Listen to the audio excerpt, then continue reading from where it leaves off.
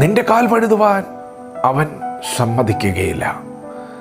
ദൈവത്തിൻ്റെ മാറ്റമില്ലാത്ത വചനം ശ്രദ്ധിക്കുന്ന പ്രിയപ്പെട്ടവരെ, സാഹചര്യങ്ങളുടെ സമ്മർദ്ദം നിമിത്തം, ശരീരത്തിൻ്റെ ബലഹീനത നിമിത്തം മുന്നോട്ട് കുതിക്കുവാൻ നിങ്ങൾ പ്രയാസപ്പെടുന്നുണ്ടോ? ഇന്ന് പകൽ ദൈവാത്മാവ് പറയുന്നു, നിന്റെ കാൽ വഴുതുവാൻ അവൻ സമ്മതിക്കുകയില്ല.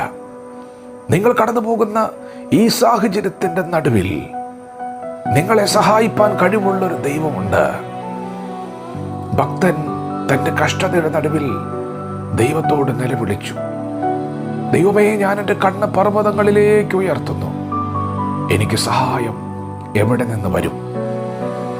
താൻ അങ്ങനെ പ്രാർത്ഥിച്ചു കൊണ്ടിരുന്നപ്പോൾ ദൈവശബ്ദം പുറപ്പെട്ടു, നിനക്കൊരു സഹായമുണ്ട്, അത് ആകാശത്തെയും ഭൂമിയെയും ഉണ്ടാക്കിയ യഹോവയിങ്കൽ നിന്നാകുന്നു. ദൈവത്തിൻ്റെ വചനം ശ്രദ്ധിക്കുന്ന പ്രിയപ്പെട്ടവരെ, ഇന്നു പകൽ നിങ്ങൾക്ക് സഹായമുണ്ട്.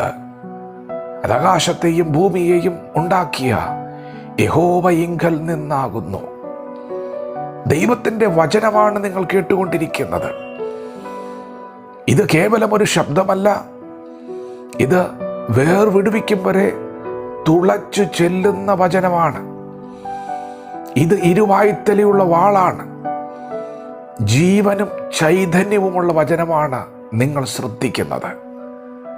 പ്രിയപ്പെട്ടവരെ, ഇത് ദൈവശബ്ദമാണ്. ലാസറിന്റെ കല്ലറയ്ക്കൽ നിന്നുകൊണ്ട് യേശു പറഞ്ഞു, ലാസറേ, പുറത്തു വരിക.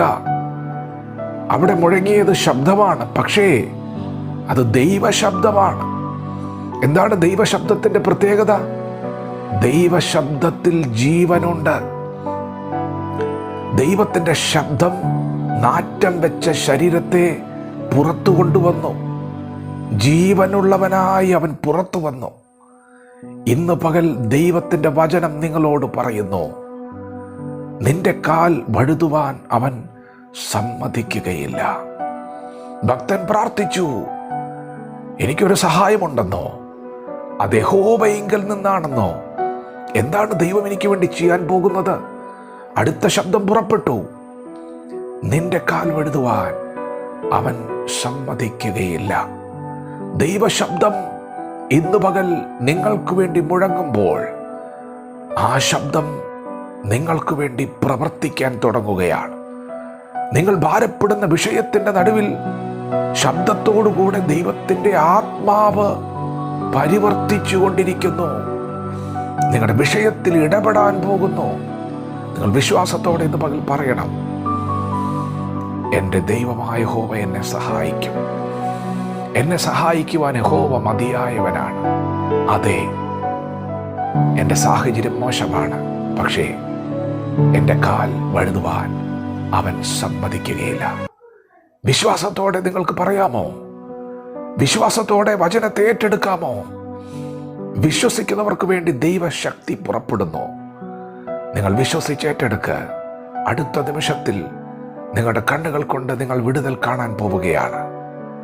ദൈവാത്മാവ് പറയുന്നു, നിന്റെ കാൽ വഴുതുവാൻ അവൻ സമ്മതിക്കുകയില്ല. വചനത്തെ ഏറ്റെടുത്ത് വിടുതൽ പ്രാപിക്കാം. ദൈവം നമ്മെ ഓരോരുത്തരെയും ഈ പകൽ അനുഗ്രഹിക്കുമാറാകട്ടെ. ആമേൻ.